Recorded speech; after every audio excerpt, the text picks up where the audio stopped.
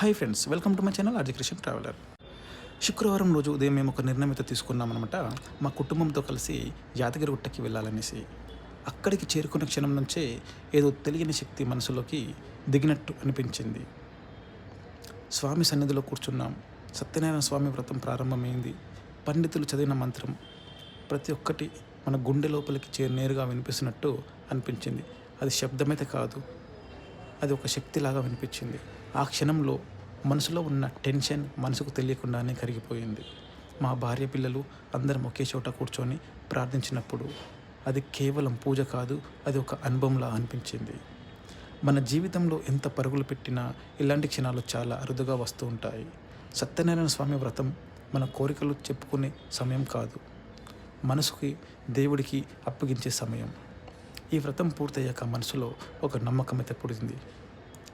స్వామి ఉన్నాడు, మనతోనే ఉన్నాడు, నాతోటే ఉన్నాడు అనేసి అనుకున్నా.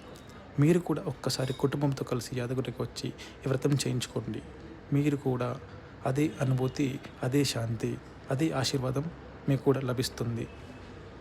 సత్యనారాయణ స్వామి ఆశీస్సులు మీ అందరికీ